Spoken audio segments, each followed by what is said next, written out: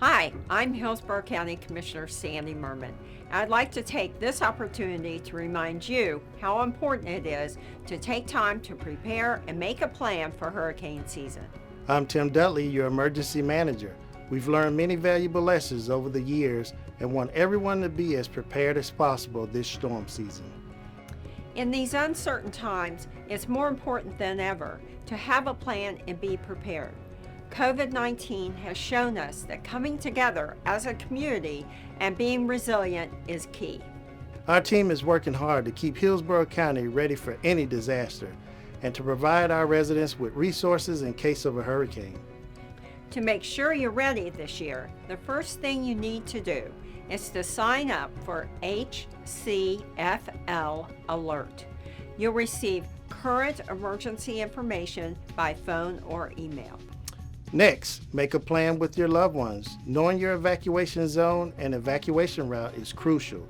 If you have to evacuate, consider reaching out to friends and families that live outside the evacuation zone to see if they can host you. If staying with friends or family isn't an option, you can always consider hotels or motels outside of the evacuation zones. That's right, Hillsborough County emergency shelters are lifeboats, not cruise ships. They should be considered a last resort to keep your family safe. If Hillsborough County emergency shelters are your only option to evacuate, come prepared. You'll need some additional items this year, including face masks, gloves, hand sanitizers, and other personal items. At Hillsborough County emergency shelters, you should be prepared to practice social distancing and come with your emergency kit and the items your family needs. Remember, shelters are not a resort. Their last resort. They won't offer any amenities and resources may be limited. During storm season, you should also keep your gas tank full and keep your emergency kit close at hand. Make sure to check supplies in that kit, including medication, radio, flashlights, and batteries. And as we mentioned, due to the COVID-19 pandemic, please include face masks or coverings, hand sanitizers, and gloves. I want to echo what Commissioner Merman just said. These additions are essential for your health and that of others, especially if you need to go to a county shelter. In addition, do not forget to pre-register loved ones who require special needs accommodations. Hillsborough has programs in place to help those individuals prepare and find safe shelter. And don't forget about our furry friends. You'll need food, a pet carrier, proof of current vaccination, and your animal's county registration tag. Have a plan, know your plan. For more information, please visit hcflgov.net/stay safe. Thank you. This is a battle we've never faced in my lifetime. I want to tell you about 416 of the most amazing people. Every day I get to see their skill, professionalism, and dedication. Their commitment to protect and improve the health of everyone in Hillsborough County. The last 2 months, they've been on the front line of a battle with a very dangerous enemy, COVID-19. And they've risen to the challenge in the most amazing, heroic way. Everyone has contributed, sacrificing their personal life, which they put on hold. They're making a difference for everyone they help, and every day I get stopped and told just how amazing they are. I'm proud and blessed to work with them, my second family.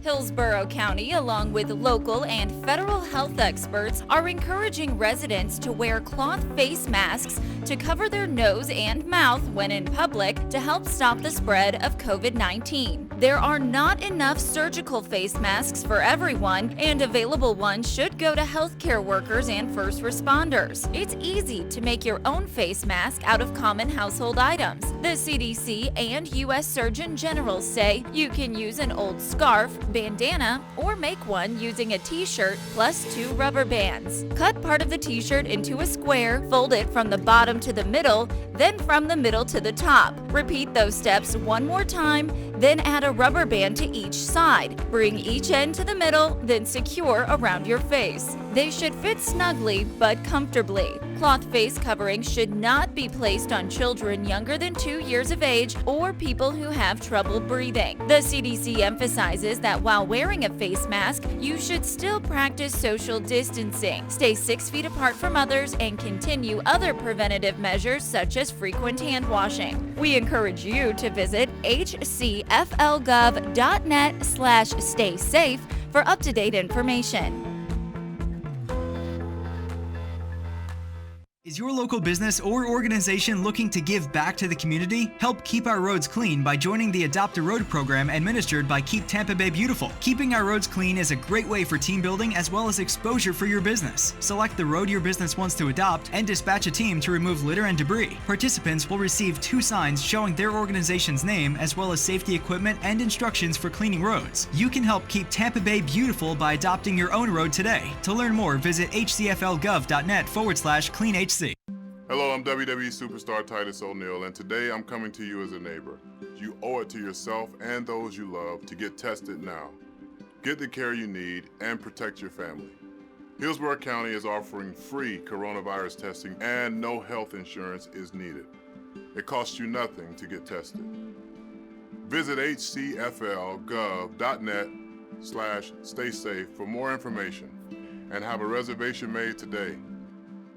Share this with a neighbor, and let's come together as a community and keep fighting to get through this. Together, we will come back stronger.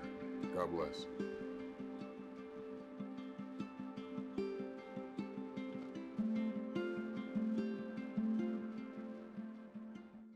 So let's say that Tim here was returning to his vehicle only to find it missing. He may think it was either stolen or towed. Let's not worry too much, Tim. Hillsborough County wants you to know the rules and regulations should you find yourself stuck in this unfortunate situation. Here are a few rules and tips you should know. Rule number 1, permission to tow. Towing services need permission to tow from private property and must post signs with telephone numbers saying that the trespassing vehicles will be removed. If your vehicle is missing, look for a sign and call the number. Rule number 2, communication. As soon as your vehicle is delivered to the local towing facility, towing services must notify local law enforcement within a 30-minute time frame, and they must return calls from vehicle owners within 1 hour. Helpful tip number 1. Law enforcement can help motorists determine if their vehicle has been towed. If you don't see a posted sign, call the authorities on the non-emergency line. Rule number 3. Retrieving your vehicle during a tow. Most people are unaware that you can still retrieve your vehicle while connected to the tow truck. For a drop fee of no more than half the towing rate, the tow truck operator must release the vehicle to its owner. When it comes to payment, tow truck drivers must accept the following: debit, cash, cashier's check, or money order. Rule number 4, personal property. If the owner is unable to pay the drop fee and their vehicle is in the hands of the towing company, owners still have the right to retrieve personal property from their vehicle. Helpful tip number 2. Having a registration and title in your name will make it easier to recover your vehicle. Tow companies will not hand over the vehicle if you are not the registered owner, unless you have an original notarized affidavit signed by the registered vehicle owner. Remember, Hillsborough County is here to help you. For complete detailed information on towing rules and regulations, please visit us at hcflgov.net/consumer protection or give us a call at 813-635-8316. Hillsborough County has opened a majority of its conservation parks, trails, and nature preserves to give residents additional options for recreation and exercise. While parks can provide an escape and excitement, county leaders are urging residents to take precautions to protect themselves. To help stop the spread of COVID-19 while in public places, use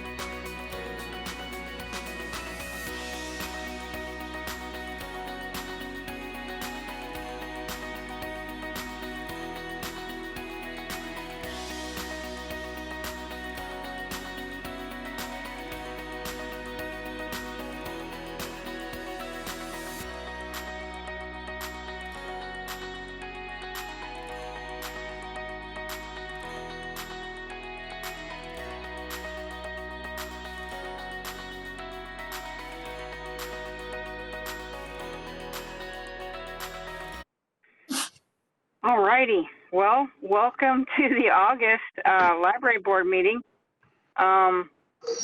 We can, do we need to do a roll call if we see everybody's names? I think in this case, Aracelis can do the roll call from the, or get the participants for the record from the side participant menu. Perfect. We can start Phyllis Alpert.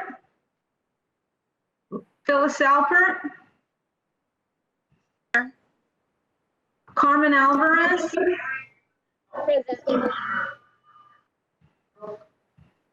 Bob Argus. Here. Ben Hom. I think he's absent. Jim Johnson. Here.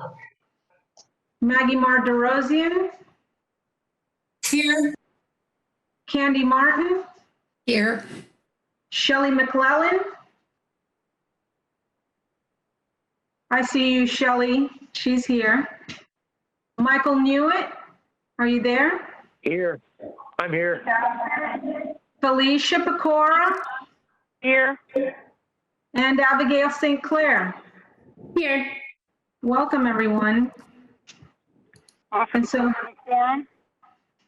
And so, Andrew, we're going to turn it over to Andrew to get us started. Should probably unmute. Hey, good afternoon, everybody, and welcome.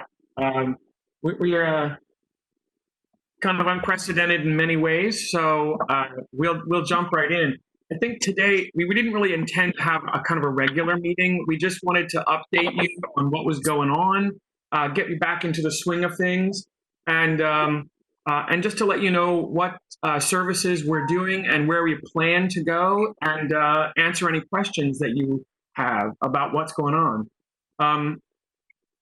I just want to start. I think this is a really important way for me to start. I really do want to tell you how amazingly and truly proud I am of all of the employees and the leadership here at the library. They have, with very little notice and very short turnaround, helped a giant ship pivot and go a different direction. And I could not be more proud of this. And you're going to be hearing from them throughout this afternoon's presentation. They have spent the entire time focusing on what we can do for the community and how we can serve. And all of those roles have not necessarily been things they've wanted to do, but they've been things that are needed to be done for our community. So you'll hear that throughout. But I did want to start off that way because I am super proud of this group. There's always that news segment, some news since the last headlines, which would have been March. Some things that have happened in the county that we want to share. As many of you might know, Mike Merrill, our county administrator, has retired, and his replacement is Bonnie Wise, who was previously the county's chief financial officer. So she's been in chair for about a month and a half, and we are very excited to work with her. Another little piece of news, I know everyone's worked with David, who's on right now, so I'm going to embarrass him. David Wolschleger will be retiring at the end of September after just over 33 years with us. So you'll hear more about that, but some news. Some financial news, state aid, which we talk about incessantly for you throughout the year. There was another reduction in state aid. It was expected. There were some massive reductions in other library funding, but state aid had a small reduction. We are applying for as much of the COVID and CARES Act relief funds as we're eligible for. So I believe you're going to hear a little bit more about that as we move on. And I think right before we went into hiatus, I think everyone had heard that the previous library director at Plant City at the Britton Memorial Library had passed away. They have replaced her. The new director who started this week, his name is Paul Shaver, and I believe he joins Hillsborough County Library Cooperative and the head of the Plant City Library from New Jersey. just to get you sort of timeline thinking before I start talking about our phased reopening and then let everyone else talk about all the amazing things they're doing. It was March 15th. You have to think back. It was March 15th when we closed our facilities to access. Unlike many other county departments, we never closed for business. We continued providing service both personally through our Ask a Librarian service and by telephone, and our digital services throughout the entire pandemic period.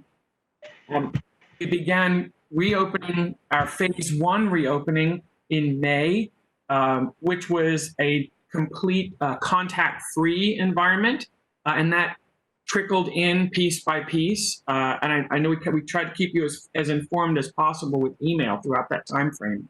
And I'll be sharing in a minute how we would like to proceed and what we're looking at and working with the county in order to get there. So you'll be aware of what's coming. It's interesting during a time like this, when people are coming into the building, we get a lot of direct feedback on what's going on. Customer comments, and I'll be honest, customer comments have not stopped. So they've been all over the board, but I did want to share that the overwhelming majority of the comments have been very positive about, thank you for being here. Wow, I know we can't come in, but you found a way to keep us safe and still provide library services. Yes, we've had some fairly aggressive open the library now messages, but we're going to stay the course with the county's opening plan and watching the metrics and monitoring our staff availability as we move into this possible phase 2.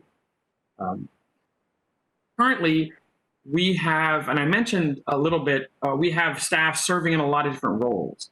And I know we've been sharing that with you and on social media, but we have a tremendous number of our staff that are currently serving in other emergency roles.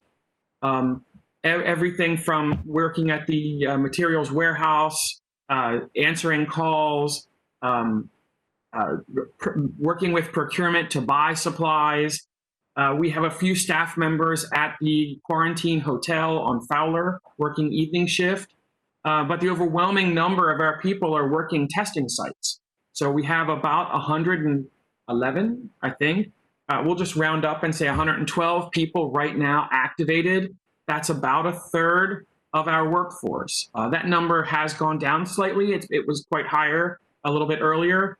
But that is going to be one of the key factors in our moving forward with reopening beyond the level we are currently opening. So it's not just the condition of the community health indicators, but it's also the availability of staff, because we have already had to scale back some of our phase 1 services to meet the demand for other emergency services roles.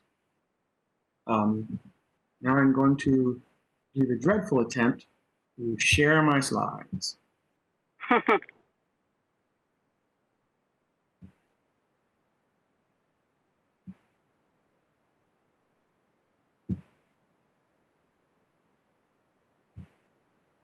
There we go. So here we go. What I want to do is walk through what we've currently done real quickly, because I know you're going to hear more about this and some of the metrics about it, but just to show you what the direction of our phase 1 approach was contact-free. So we wanted to make sure that the library customers could bring back materials they've been holding, that we were being a good steward of those materials and quarantining and cleaning them before they went back out.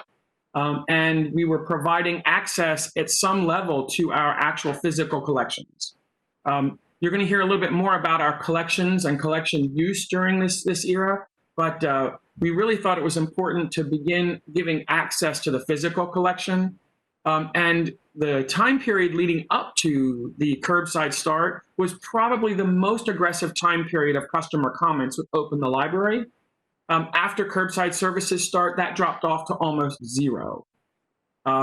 So some of the other things that have been happening, you'll hear a lot more detail about, but we wanted to make sure that our programming stayed active because the educational component we provide is important to our community for lifelong learning.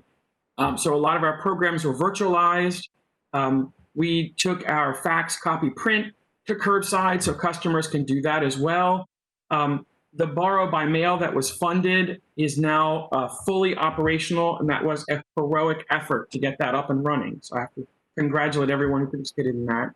And we're working on a read or reject recommendation service, which everyone has sort of lovingly started calling the Warby Parker Project, because it allows people to tell us what they like, and we're just going to ship them a few books, and they can read them or they can just send them back, just to keep people, in books, so to speak, because the browsing is a huge part of what people do in the library, and it's just not the same browsing the catalog as it is browsing the shelves. Phase 2 would incorporate most of that, but it would begin a limited reopening of library facilities. So we would have a 25% occupancy. There would be some serious limits on the use of the facility, things like 1 hour a day. We'd be some serious limits on under 17 people by themselves. Masks and temperature checks would absolutely be part of the process because that's a county rule now. And we would begin to provide some limited computer access, not just wireless outside the building, but some limited computer access. Needless to say, this is a large step, welcoming people back in the building. And before we can move to phase 2, we're going to have to see, I believe the county's goal is that the positivity rate drop below 5%, and we're not quite there yet, but the numbers look really good. But more importantly for us, because we feel comfortable that the preparations that we've been making with facilities and our support team working with public services are in good shape. All the masks, gloves, sanitizers, sanitizing stations, hand washing areas, items that normally are high touch being off limits, lack of furniture, lack of study rooms, all of that being in place in phase 2 would help keep the staff and the public safe. So it will be just basically opening up the library to limited access to our browsing collections. But the overwhelming factor in that is staff. And in order for us to even hit opening that first round of like 8 or 9 libraries, we would have to have no more than 75 staff members activated in their emergency roles, which right now would need about 45 to 50 folks coming back to us. And so we're working closely with the Emergency Operations Center and County's Human Resources to make that happen. We do have a target in mind of October 1st, but we will keep you up to date as to how that progresses. Phase 3 would include all of before, but we would up the level of occupancy in the building. There'd be a return of some of the distanced furniture. We would also begin some limited in-person technology programs, those things that can be done safely from a social distance in a room. So it's just basically just a little bit of an enhancement to what we're doing already. And at phase 4, which is considerably down the road, would be limited use of meeting rooms, limited youth and after-school programming in person. We would then again re-welcome volunteers into our work environment, and there would be some reopenings of our friends' bookstores, which I know is a big concern with the friends, and we've been working with them to keep them informed and very understanding with the needs of the community overriding the needs to generate revenue for programs that we've basically virtualized. So. With that, if anyone has any questions of that brief overview of kind of where we'd like to head, if you have any questions, or I can start the roundup of all the services that these people have been putting together for our customers. Any questions? You can just unmute. Yeah, go ahead, Bob. Just unmute. It takes a while for the cursor to go from the hand to the unmute. phase 2 was 5% positivity rate. What are the metrics for phase 3 and phase 4? At the moment, they've not been developed by the county. We're just keeping an eye out. We're trying to mirror other departments. So one of the departments that is also in a very similar condition to ours is Parks and Recreation. And they are right now getting ready to enter their phase 2 as well, with welcoming people in a limited way back onto park property and into recreation centers for some after-school programming. Now, we don't have firm metrics for what the targets would be for phase 3 and phase 4. Just know that they're probably going to be considerably down the road. And I would not expect phase 4 until after the first of the year, to be honest, looking at what's going on in the community and recommendations from healthcare professionals. We, as part of our development of these phases, we put together a matrix of all of our services. And so we looked at, what services we provide and sort of what percentage of our total, sort of, if there was a one big number, what percentage of that number these would be. And even with curbside, we're well above 70% of the actual usage of the library. And so we're not in a rush in any ways to get to phase 3 or phase 4. We really do need to see some improved conditions and recommendations from the CDC. One of the other considerations we have before even going back to letting people into some of our meeting rooms, if you want to say, is many of our meeting rooms are currently being used by the county for official meetings that can't be virtualized and are required to occur by law. Things like land use meetings, code enforcement hearings. The Saunders Library meeting room is basically not ours at the moment. Sean, I never thought we would have an update in an executive meeting where someone would say, oh yes, and the metal detector won't be coming out until blah, blah, blah date. So there's very serious attention being done to how these meeting rooms are being used as county facilities.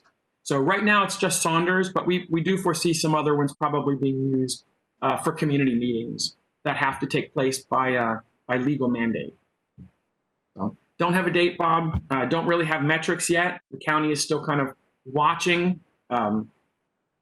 It's a balancing act of health concerns, politics, community demand, and availability of resources, which for us is the biggest factor.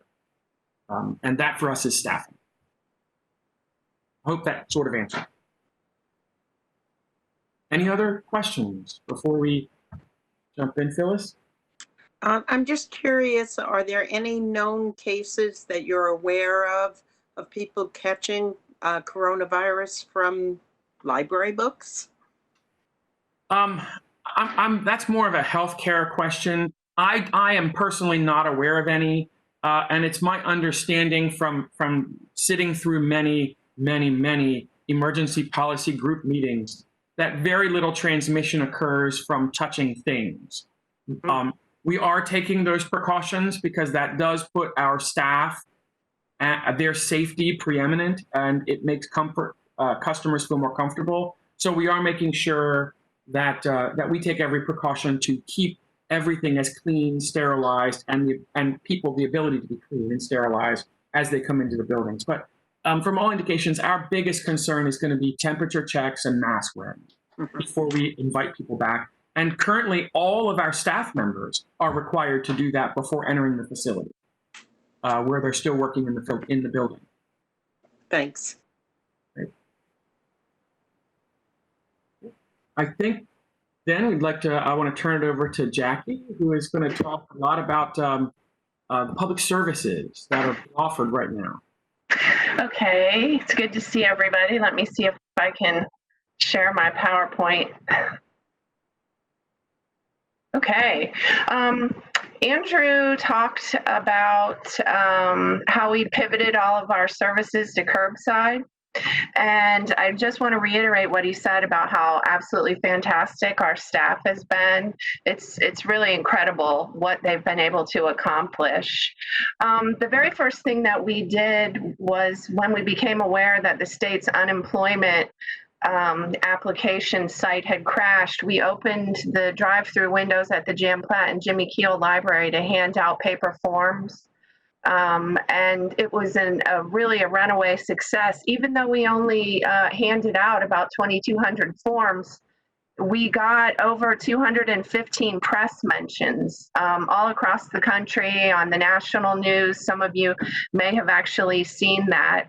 And even some international newspapers. It was a really big story, and our staff did a really great job. We collected completed forms and took them to the post office. And once the state's site was restored, we, didn't really need to do that anymore. I wanted to just give you a few little statistics real quick about the scope of what our staff have been able to accomplish. Curbside, since we started doing the curbside, we've handed out more than 178,000 items at 19 of our locations. It's been really, really popular. And you may be aware that the service is initiated by scheduling an appointment through our website, and we've had over 46,000 appointments. Another thing that was really an incredible success was the distribution of masks. The county had been distributing masks to citizens at some of the service centers, and they weren't getting a lot of response, so they reached out to Andrew and asked about us handing out masks for them, and we said sure. We got about 80,000 masks from them, and they were gone in less than 2 days. It was interesting because the press release about the mask distribution coincided with the school district superintendent saying that masks will be required in the schools this year. So another interesting thing about that particular project is we had the most phone calls that our library has ever had about any particular topic. Previous record holder was for the Eclipse glasses, but now the reusable masks. We got over 1,400 phone calls in one day, and we had to open 16 lines in order to handle the calls. So that is something that we will never forget. Andrew mentioned that another curbside that we've been doing is document service, and we have had some response. So we know a lot of people rely on our copiers and our printers and our fax machines. So we've served about 1,100 people curbside. We ramped up the number of staff that we had doing live help via chat and email and over the phone. And we also debuted a new service providing assistance over text message. And since we debuted that, we've had 6,500 text messages from citizens on any number of topics. So that has been very popular. Andrew mentioned Borrow by Mail, a project that we've been trying to get off the ground and finally did, and it's been a really big success so far. We've had 15,000 items borrowed by mail from customers. Now they return those to any library they want, and as he mentioned, then the books are quarantined, but it's been very popular, and I think that it will continue to be. And this whole situation has really been useful for us. We've been able to accomplish a lot of things that we have wanted to do by virtue of necessity. And we have been able for the first time to let people renew their library cards remotely rather than having to come to the library. So they're able to provide their documentation via email or text. And so we've done about 4,400 library cards that way during the time that our reading rooms haven't been open. So Despite the fact that we have not been able to welcome people into our buildings, I think you'll agree that the level of service that our staff has been able to provide curbside has really been incredible. And I just want to echo what Andrew said about how fantastic our staff has been by changing directions so quickly and so effectively. And that, I will stop sharing. So I don't think I got it open all the way, but.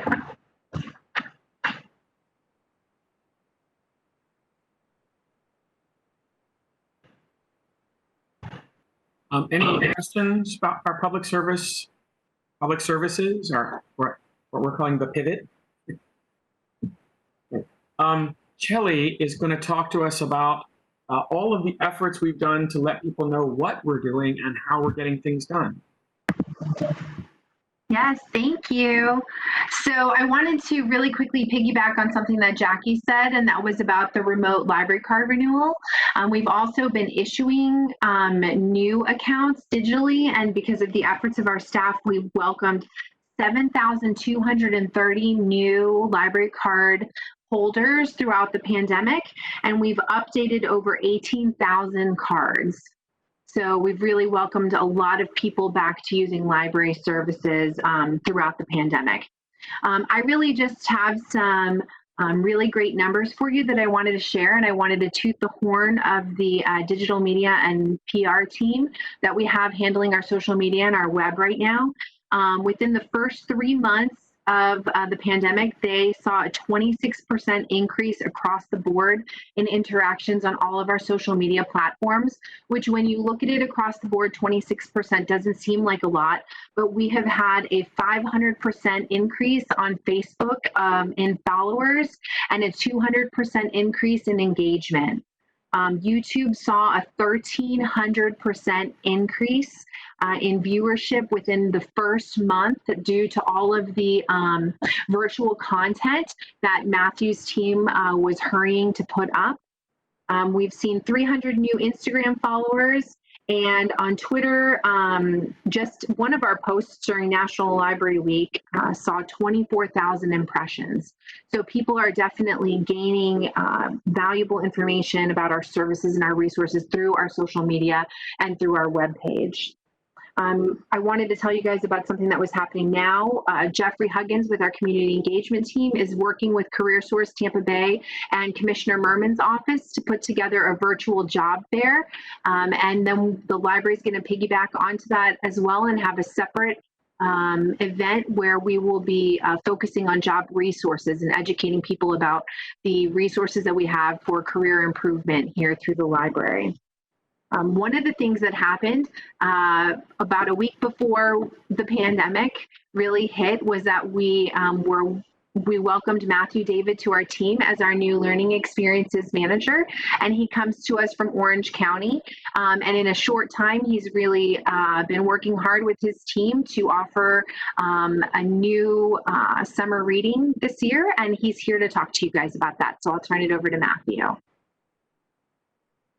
Thank you, Shelley. So yes, it's been a bit of a whirlwind.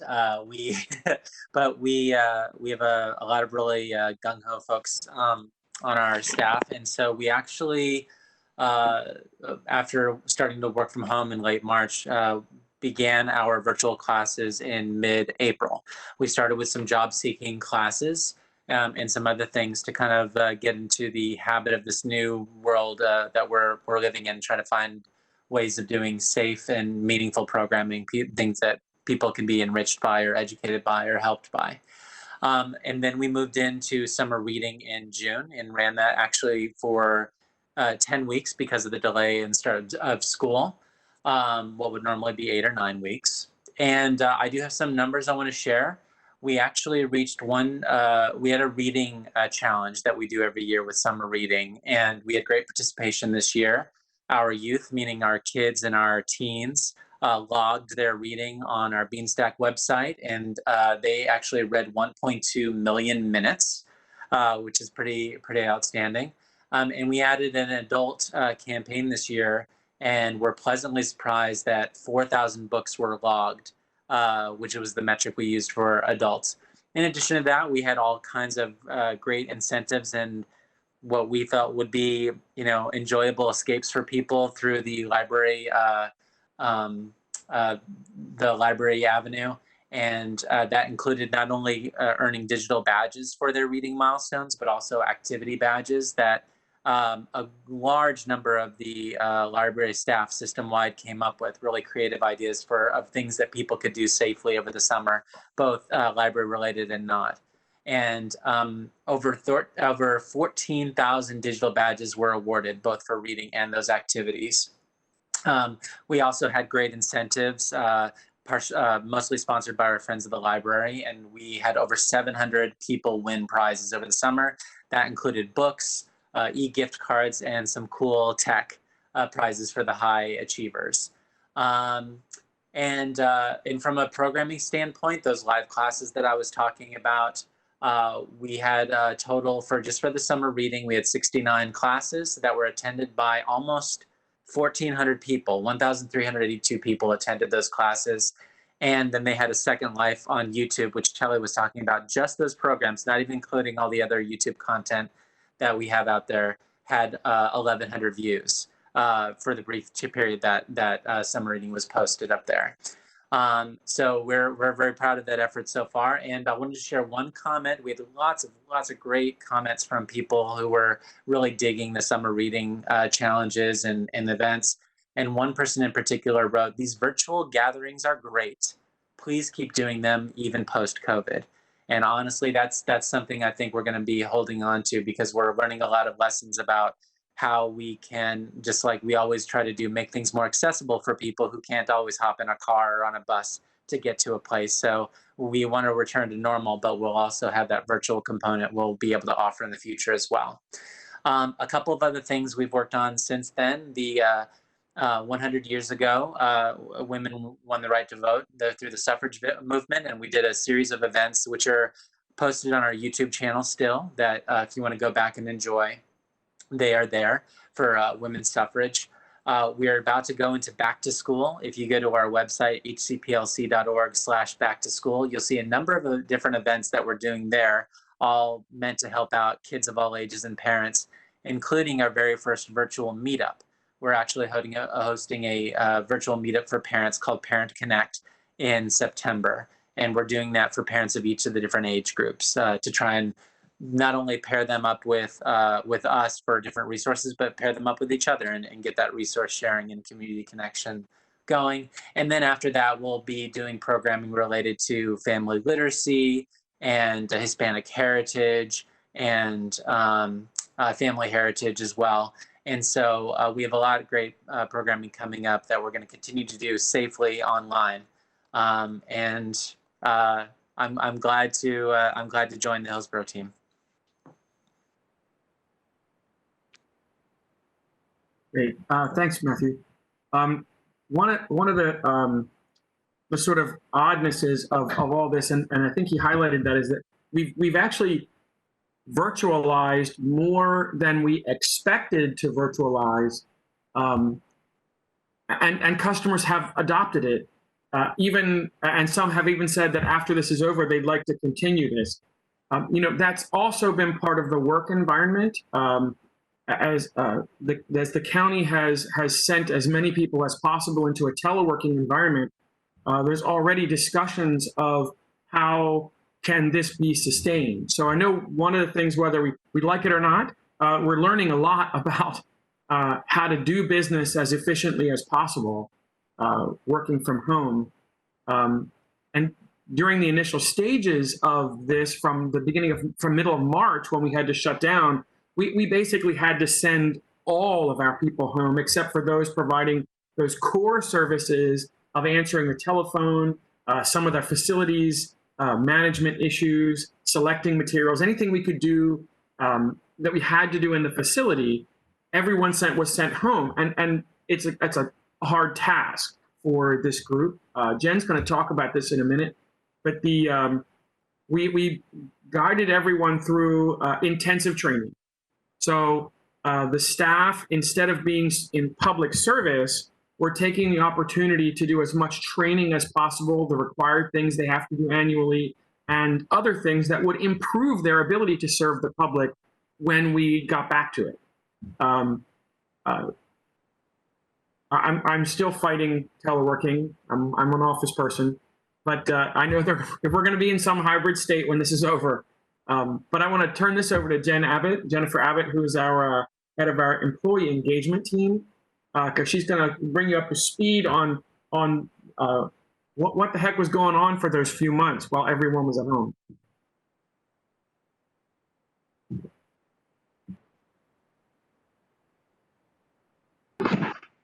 All right, hope you guys can hear me now.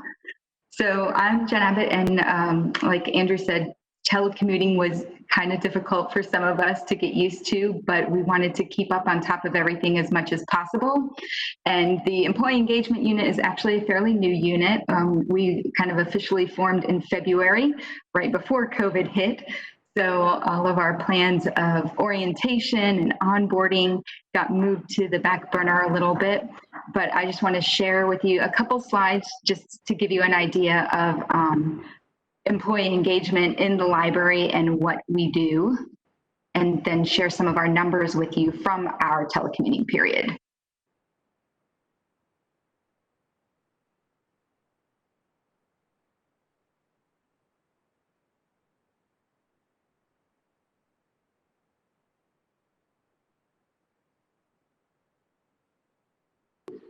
I believe you're muted, Jen.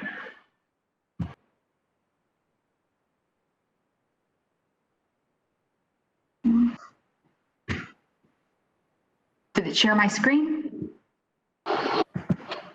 No, it didn't. Oh.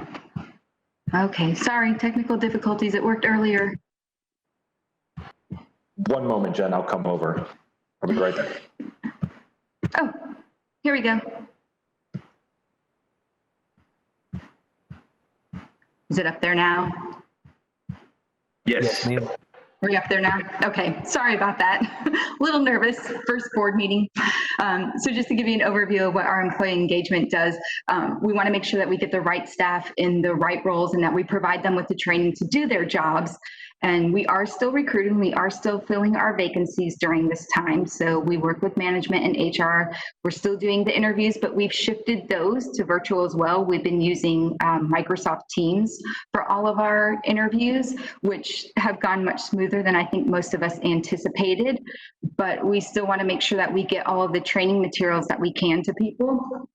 So during our telecommuting, we provided emails sent out to staff with curated content for all of the different job classifications that we have. So everything from webinars to videos to articles that might help them build their skill set while they were working remotely, so that when we are back open, we're all prepared to provide the best level of customer service that everyone is so used to from us.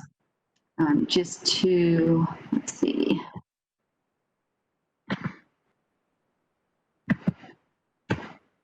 Just to give you a little glimpse into how much our training statistics jumped. So our first quarter ones, these are the 3 areas that we focus on with our training for staff, even on a regular basis.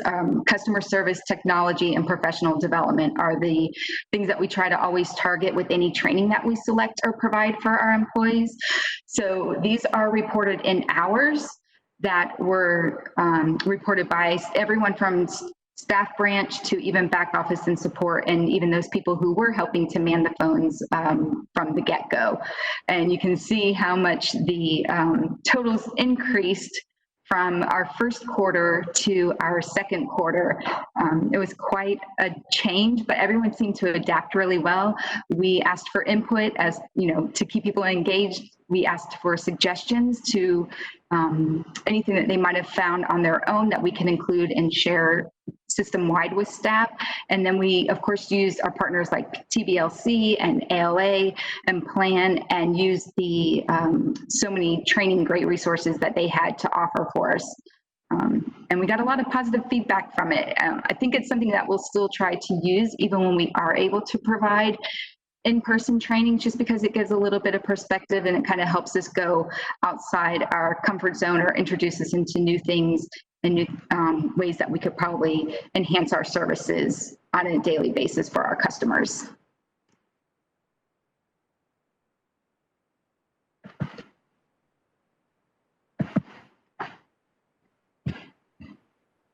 Any questions? Any questions? Thanks, Jen. Now I think the one that everyone is thinking about is how are people using the collection? What's going on, and how's it being used? So if Renelda is going to walk us through what's been going on with the materials that we offer to the customers. Renelda? Okay. Just share my screen right quick.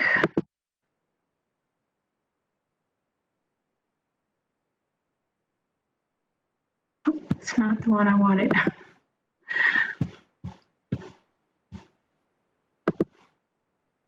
Okay, can everyone hear me?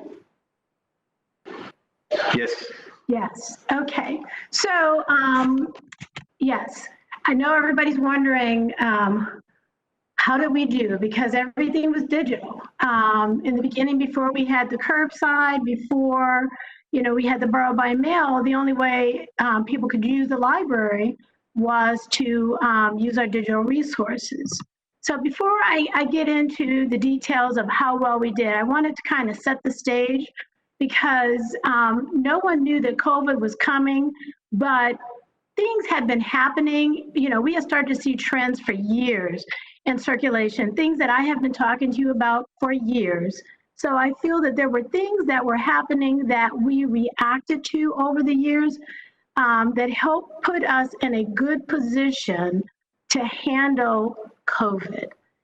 For example, we've been looking at our trends in digital circulation. It's been trending up for a while. Conversely, print circulation has been going down.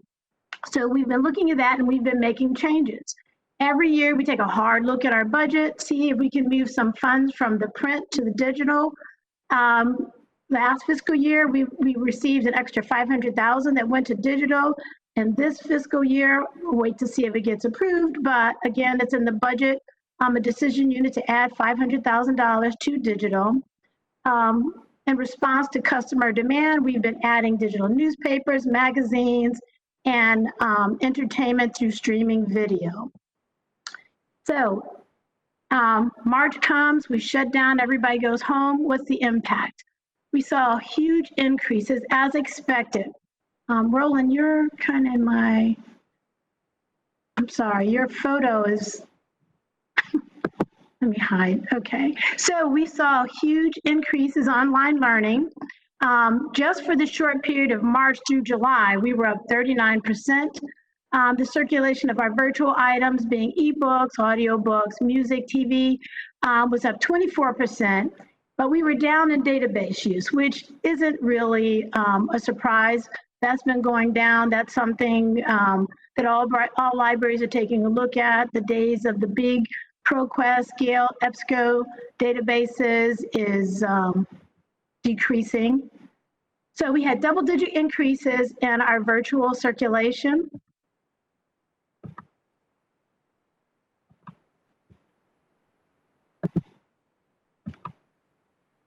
So you ask, so what has the library done to respond to this? We know what we've been doing up to now, but what have we done in response to the increased digital demand? Well, we lowered our holds ratio on Overdrive. We took it down to 4-to-1, and we've been able to maintain that all the way through COVID. We increased the number of Hoopla customer checkouts per month from 12 to 20. We suppress authentication requirements for Overdrive and Hoopla. What does that mean? If customers, although we don't have fines, but if they lost books or if there was anything else that was keeping them from checking it out, we told them don't pay attention to that. If they have a library card, let them go ahead and check out. And then we use very aggressive, proactive purchasing for hot topic ebooks. During the shutdown, there were a couple times where there were things that were extremely hot. During the beginning of some of the civil unrest, the race in America, the books, we couldn't keep up with it. So we were constantly purchasing that, Sunshine State Reader. So there were times when, and the new books that came out by authors, a lot of them political in nature. So we were being very proactive to try to make sure that customers could get their hands on the books that they wanted to read. Vendors were coming out of the wall, offering all kinds of resources. I want to say a lot of it was because they really wanted to help, but we know in many cases it was because they also wanted customers to see everything they had in hopes that when this is over, that we'll buy more. But an example would be Tumble Books, where they offered Tumble Math, Audiobook Cloud, and Romance Book Cloud. Yale Cengage offered free access to Miss Humblebee. Hoopla gave us what they called bonus borrows. They added a lot of titles, and if a customer checked it out, it didn't go against their allotment for the month. So if they checked out 20, they could actually check out 25, 30 books if they checked out some of the bonus borrows. Access 360 threw in an additional 4,000 bonus titles, no cost. And Overdrive gave us free simultaneous use of Harry Potter and other bonus titles. Hoopla also gave us Harry Potter for free for a limited time.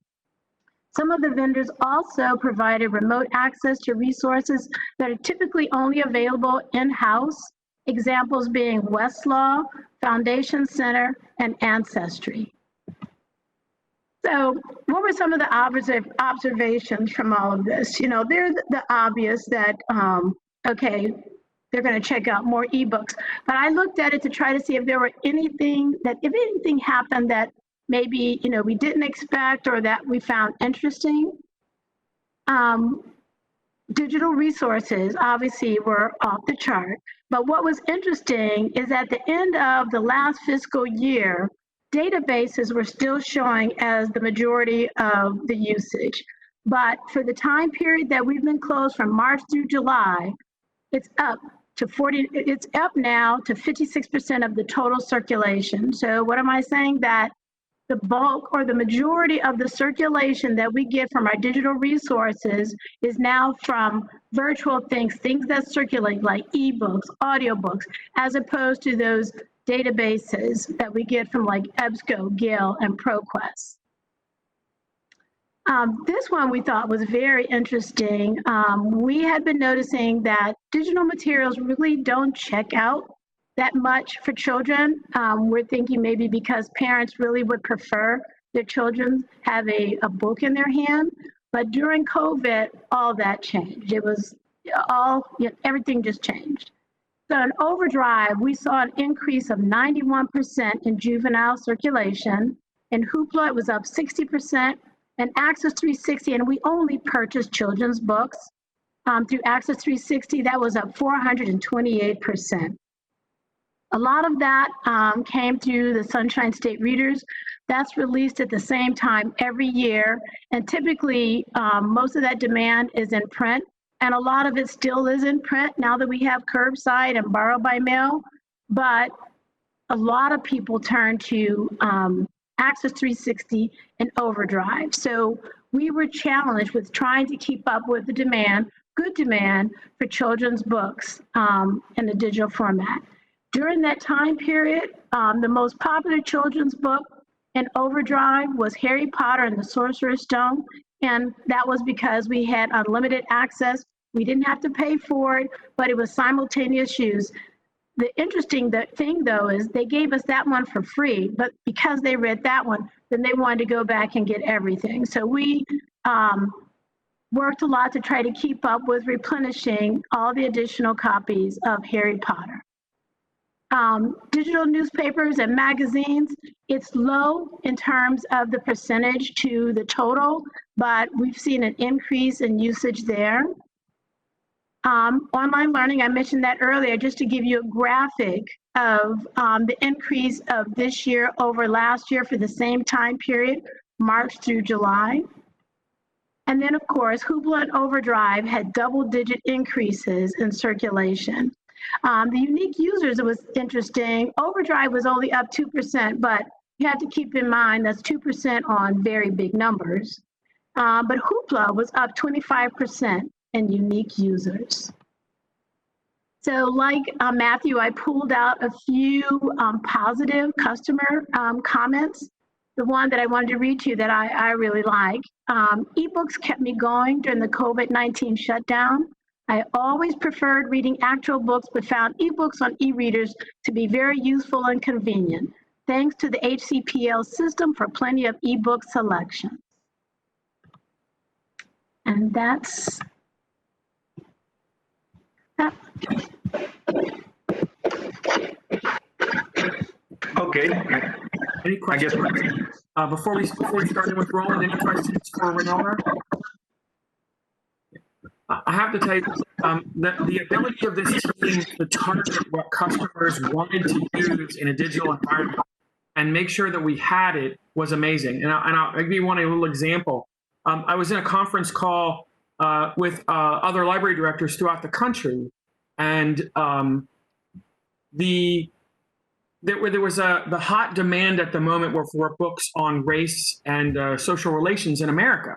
And we just could not keep them on the shelf. And I was listening to the director of the San Francisco Public Library bemoan the fact that they had 276 holds on one particular title. I believe the title was White Fragility. It was a really hot one at the time.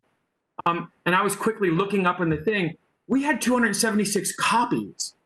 They had 276 holds on their 10 copies. So I was like, just sort of sitting there smugly, haha. These guys did a great job of making sure that customers were getting what they wanted. And if you had a moment to look at the usage reports that we send you, it looks like a train wreck, except for the materials use. And the question and answer and several other things, but that's one of those things that, when people think of libraries, that's really what they think of is our collections. And these guys have done a great job of making sure we've got the right things in people's hands. And now the other sexy part of the library is our technology. And I'm going to let Roland address that for you. Good afternoon, everyone. As Andrew alluded to, I'm Roland Ford, Manager of Technology. Let's get my screen shared up here with you. All right. Hopefully everyone should see my screen now.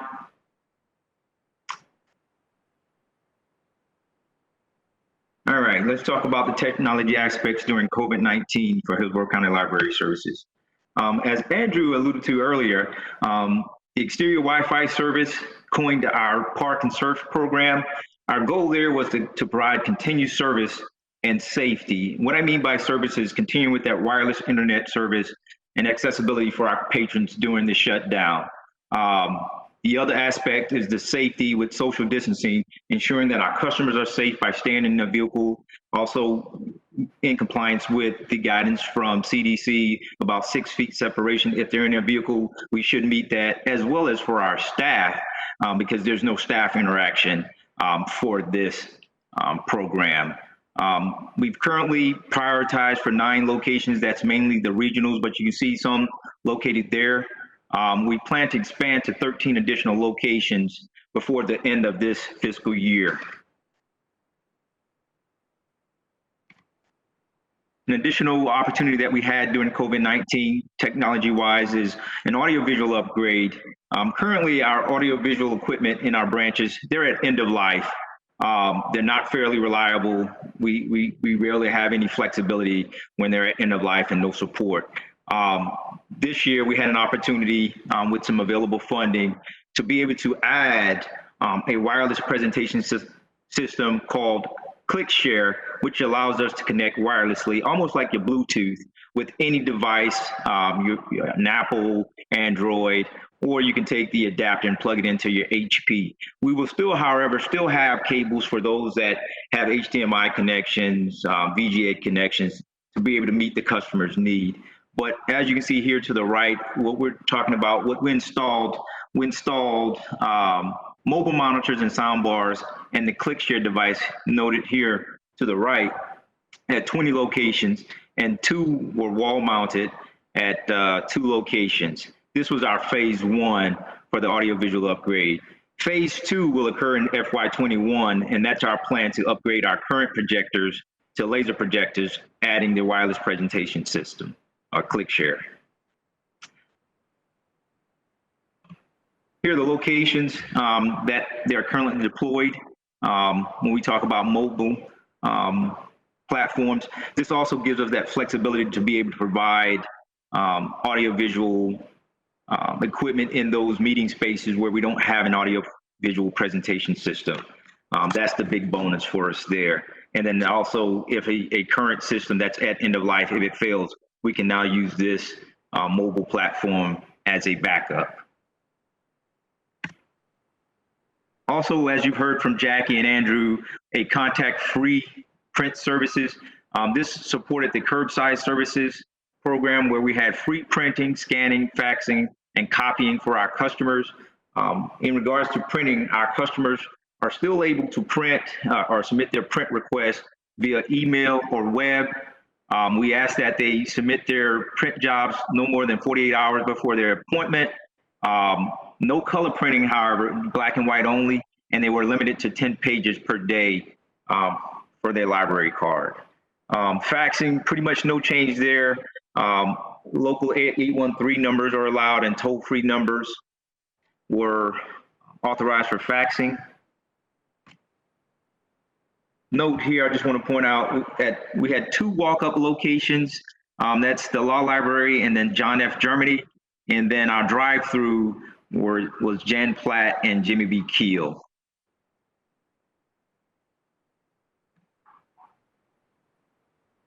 What we're looking at towards the future tech services, I want to point out first up front, anything future, we're kind of pending CARES Act funding. So once we get that, then we can move forward with implementing these additional tech services. One, we currently have hotspots already in circulation.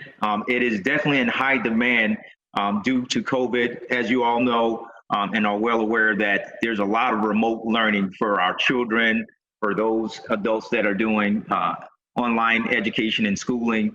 But just to note, we plan to increase by an additional 200, again, to support the demand for hotspots. Not to take away, but just some highlights. It can support up to 5 devices. They can be checked out at any of our locations. The checkout guidelines, you must be 17 or older. There's a limit 1 hold and 1 checkout per adult resident library card. Devices can be checked out for 14 days. And if there are no holds, it's automatically renewed. Because we understand that there is a demand, and why put someone through that if it's available and nobody's requested it. Additional tech services, we're also looking at laptop dispensers, particularly the 12-bay laptops that will be available for public use.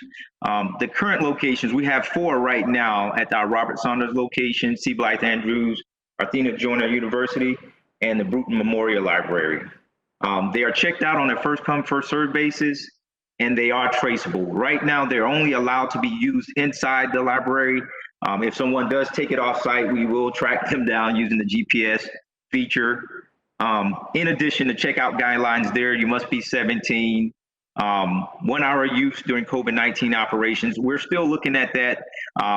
The concern there being the safety. How do we keep those clean between each use? They may be a little bit more difficult than your standard keyboard, and also cost considerations for a laptop.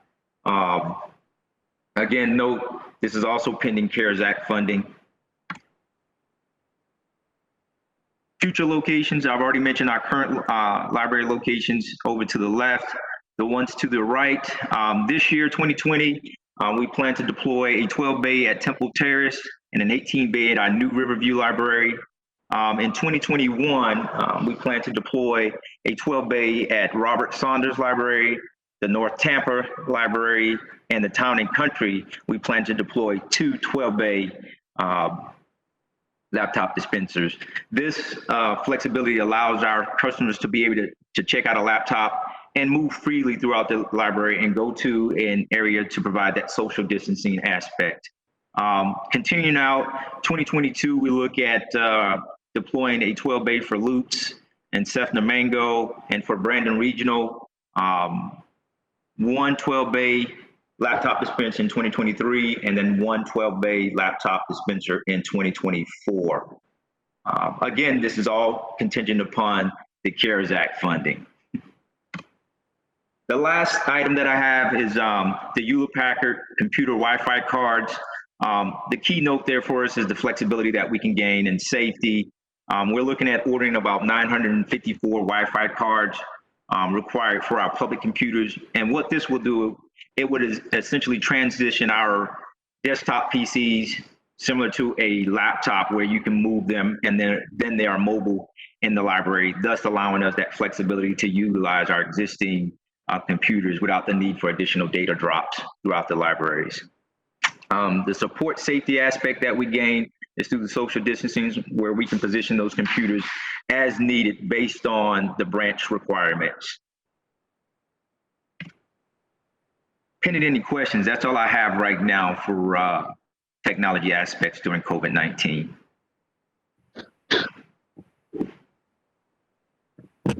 Questions for Roland? Okay. And last but not least, well, I have a question. Oh, I'm sorry, Bob. Go ahead. Yeah. Last week we had the primary elections, which reminded me that all of the precincts have the hotspots. My question is for Roland, can we work with the supervisor of elections so that in the 2-year period between elections, we can borrow those things and lend them out? I'm going to go ahead and answer for Roland. That's going to be a no. We different funding streams, Bob. We're looking at CARES Act funding to increase the amount of hotspots. We're going up to 200, but I just hot off the press. I haven't even had a chance to talk to Sean and Roland about this. I was made aware this morning that the county is looking for more projects because the county was already awarded $256 million in COVID-related funds, and they're looking for other projects that would benefit the community, specifically related to the virus. And I personally can't think of a better one than putting internet hotspots in the hands of as many school children as possible. So we're going to go after that. Supervisor of elections is a very, very different stream, and they don't even use our networking during an election cycle. They have their own networking and telecommunications installed in our facilities for use during that. So their security requirements are so vastly different from ours that everything that they touch for election purposes is mothballed right away so that no one else can have the possibility of accessing it. So it's a great idea to share. I mean, we've talked about sharing things like that with many departments in the past. One of the more odd ones that I recall was cold storage at the medical examiner's office for birth photographs. But often these things just don't work. That was really a conversation. But sometimes these things don't work for structural reasons, and that's one. They've got serious security requirements for their equipment. But good thought. Now I'm going to let Sean take over unless there's any more questions. And I have to give Sean some kudos because his staff are working really hard, making sure not only did his staff kind of working closely with public service make books by mail a reality, but his staff is also closely working with public service to make sure that our facilities are ready for phase 2. And so that's where I'm going to leave you here with Sean. Thank you, sir. I hope everybody can hear me all right. Unfortunately, I'm in a little bit of an echoey chamber. If you don't know who I am or don't remember who I am, you can absolutely be excused. You all met me one time very briefly at the last board meeting. My name is Sean McGarvey. I am the division manager for support services, and I will go ahead and share my screen now so you all can see this quick presentation.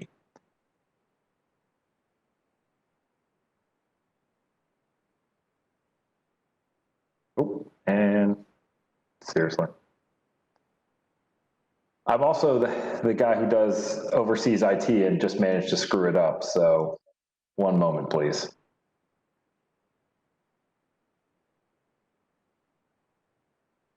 All right.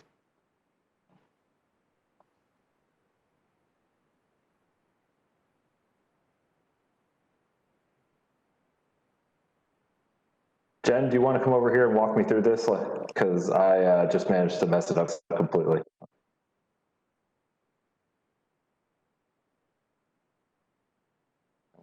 One moment, please.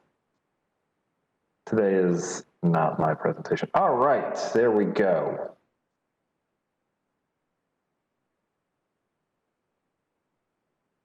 Can everybody see this now? Yes, sir. I got it. I'm just kidding. She actually came over here and helped me. All right, so this is where we were on, as everybody said, March 16th of this year. We were unfortunately forced to make a very drastic measure at March 16th. We had to shut down basically everything and send everyone from home. This happened incredibly quickly, and since then, we have been, as everybody has described, adding services in a remote and virtual setting. Borrow a mail, library cards online, Wi-Fi hotspots, all the things that we could put out into the digital world and do as remotely and safely as possible.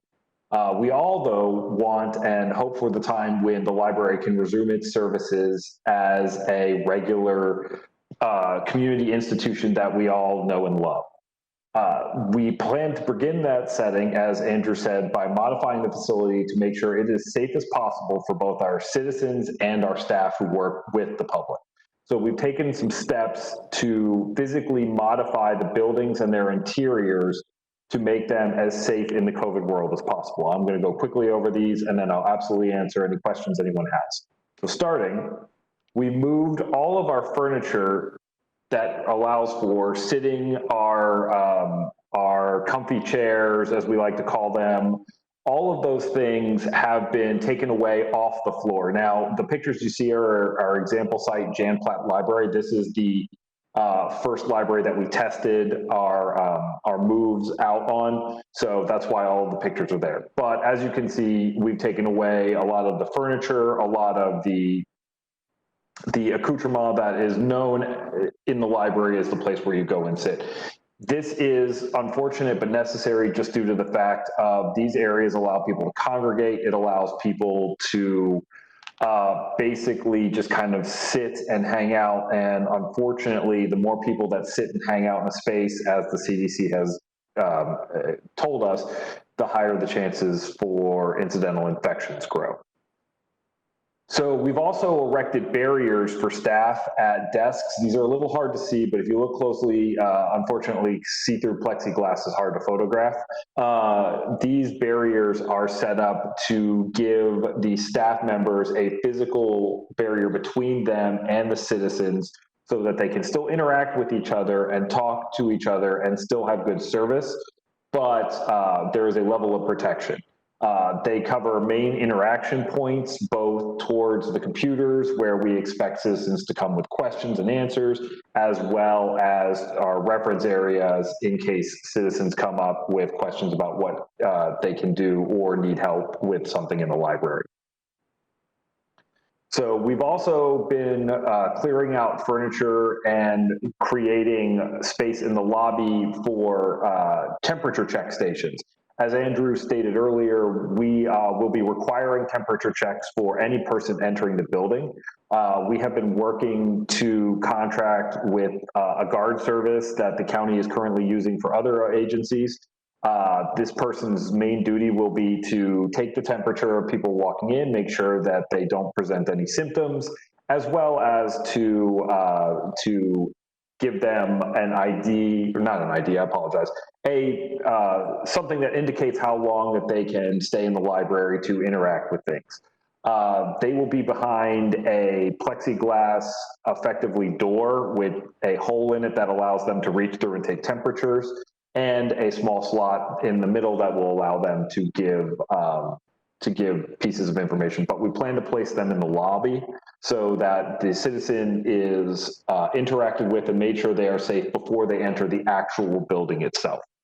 Also, directly around the building in certain key areas, you can see this nice stand here. Our facilities department has been constructing for us. These are hand sanitizer stations.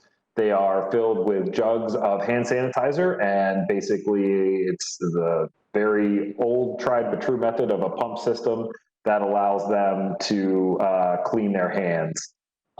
We put these in high touch areas such as computer zones, such as near the reference desks and upon first entry and entry. in the children's areas as well. You can also see the computer desks. If you'll notice, there are a lot less chairs in those areas. That is because social distancing must be practiced at this time on those computers. As Roland alluded to, we're looking at other options that could possibly expand the amount of computers we'll have at some point within social distancing guidelines, but at this point, we do not have those. So the basic tried and true method is to zone out 6 feet, make sure no citizen is within 6 feet of another, and those computers that fall within those guidelines are the only ones that can be used. The other ones, we take the chairs away, we make sure that the computer screen is turned down and that the system cannot be accessed. We've also, as has stated multiple times, we also quarantine all of our procedures. Now, I know this picture can look a little bit scary, but I promise all those bags are full of books. Basically what happens is we take those books in on a daily basis and we place them in our meeting rooms or small area rooms, such as sometimes the small meeting rooms, small work rooms, and all those things. And basically we mark them by day, and they sit in the area for 3 days past that to give them a good quarantine time, which is what has been standardized as the amount of time the virus could live on a surface. It's actually a bit longer than that, but in an abundance of caution, we figured the extra won't hurt. So the staff bring in the items every day into a certain area. They are required to wear gloves and masks when they interact with these things. They empty them from the outside book drops. They place them here on daily sheets, and they have little markers for which day they were. After the day is expired on the quarantine, they go ahead and reshelve the items. So where does all that furniture go, you asked, that we've taken out of the locations? We've been working with a moving company, and full credit goes to our supply ordering person, Joyce Provenzano, who has done a wonderful job coordinating with them. She comes in with a moving company, and I do not remember the name of the moving company, but they have been very easy to work with. They come in the morning, they pick an area or a meeting room, and they basically move all of the furniture into that room or area. So some of the furniture, as you can see, is very large and very bulky and isn't going to fit into meeting rooms. So we design alcoves that we basically block off and create walls with the existing furniture and place everything back behind it. So this is to make sure that a citizen can't get there easily. It's not perfect. Obviously, if somebody wanted to jump over, they can make it, but we are trying to make it as difficult as possible to use any of this, and they will obviously be instructed not to afterwards. The floors itself are then kept clean as we show. So I wanted to put some quick facts out there for everyone as well. As Andrew stated earlier, there is no timeline on when reopening will occur. That's based on a variety of factors. Starting occupancy is currently set at 25% of our standard occupancy levels, but it could be raised if conditions improve. Patrons will be required to submit the temperature checks and questionnaires before they enter the library, as well as have masks or face shields. The adult reading room, the children's reading room, and computer areas will be the only sections open to patrons. No meeting rooms, no early learning hives, all of those at this point in time are considered extra uses and will be activated in other phases, as Andrew stated earlier. Citizens will have about an hour to browse the collection and use the computers. And as time goes on and situations in the county, the state, and the United States improve, we will continue to restore services in some way, shape, or form, as Andrew alluded to. This is the end of my presentation. And does anyone have any questions? I have a question. Yes, ma'am. What's our protocol if somebody refuses to put a mask on and they want to enter? Absolutely, very good question.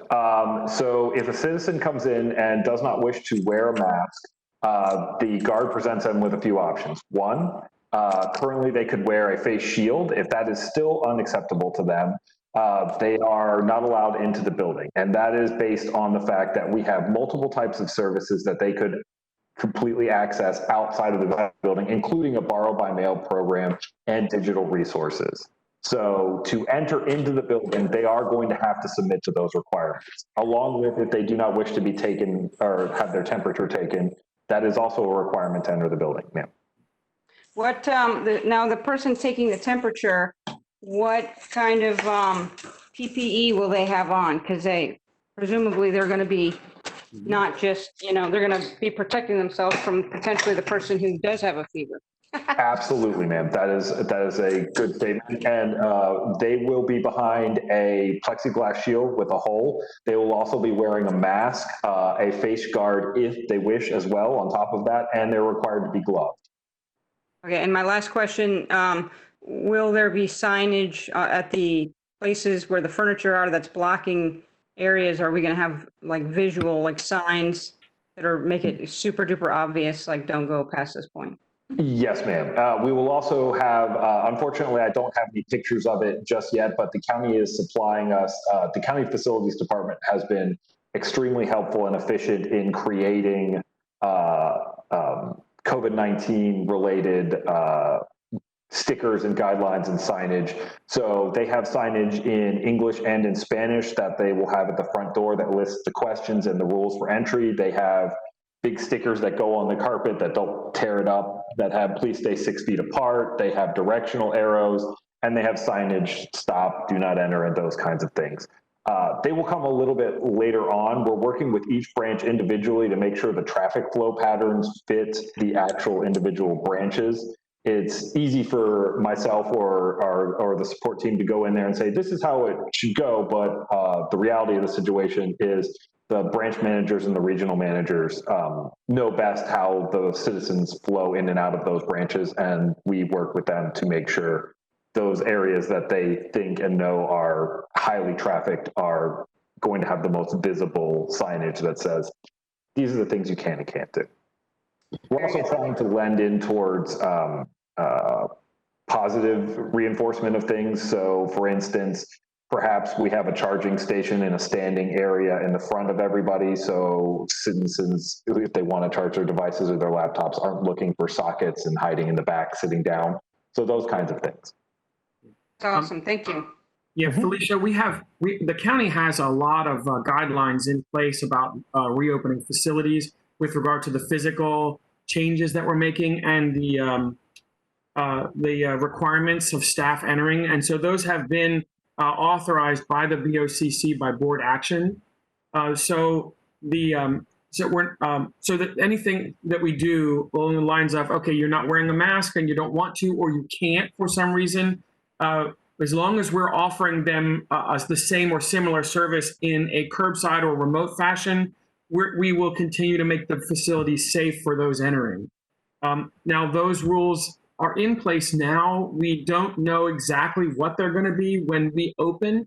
They could be modified by that time, and we'll follow them, whatever it is that the county puts in place and their level of enforcement.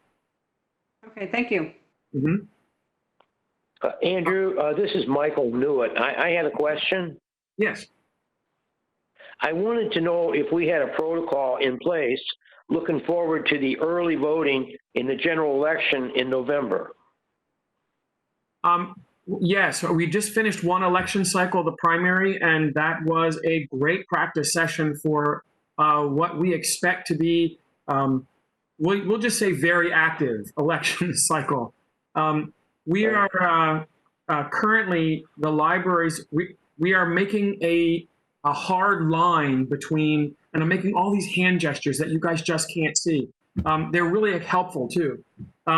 We're making a hard line between where the library staff is and where elections take place, so that the mingling of voters and library staff and eventually library customers will be a very strong divide. Now, that said, the protocols for the actual elections are in the hands of the supervisor of elections. We do not have any traffic with that regard, and are basically asked to stay out. We're just providing a facility, and we're doing some protection for our staff. So The actual way that the election goes, you know, whether the people have to mask or not, how far apart they have to stand, you know, who gets in, who has to wait outside, all of that, the logistics about the voting itself is all in the hands of the supervisor of elections. We are just a polling place. We're just space for them. I hope that answered your question. Thank you. Yeah. Yes. Okay, good. Other questions, guys? Comments? Yeah, Bob? On that, the supervisor of elections actually changes the locks on all the doors. Yeah. So our library staff doesn't even have access to the room anymore. So the only cross connection would be going to the facilities, to the bathroom. Yeah, they actually govern the use of our parking lots during that time frame. So where people can and can't go in the parking lots and what they can do in our parking lots. We actually modify oftentimes the deputy or officer protection services that we have in place to comply with the needs of the election. So it's quite heavily regulated by the supervisor of elections, and I think generally it went pretty well this time. Everything that was kind of awkward had to do with the voters and not with the preparations. So we're hoping that the supervisor of elections is prepared, because we may in fact be open. I'm going to put it this way. One of the things we tried this time, and we will definitely do next time, on election day, any place that is a polling site will be closed as a library. I'm not going to mix the two, because it just would be a drastic lack of success there. And we closed down curbside for the election this year, and it went very well. Went very well. Good questions. Other questions, guys? Anything? So, positive feelings about this format of meeting. I'm not sure how long we're going to be able to do this, because the governor has to continue approving virtual meetings, and he hasn't done so beyond October 1st. So we will shoot for a September meeting, and since this was just kind of a practice run with some information, we will try to make the full formal meeting for the September date. We have to wiggle a bit. Sorry, go ahead. It went well with you guys just jumping in and presenting the information. That was good. Okay, because it would have been awkward with the formalities. Yeah. So we'll try to do an actual meeting next time, since everyone is a little bit more comfortable. But it's still going to be fairly informal. Throughout the meeting, I keep getting kind of mentally reminded that we're being broadcast on YouTube. It's kind of scary. Andrew, it's Michael Newitt. I just had one other thought that I wanted to share, and that was, as these immediate tests become more available, do you have any interest or any plan to get involved with that at all, since you have facilities, around the county, and probably the health department or the Hillsborough County, health agency maybe would have some interest in making those available, since these immediate tests would be opportunistic for a lot of people. Right. We made our facilities available to the county for possible testing, drive-up testing, when this back in March.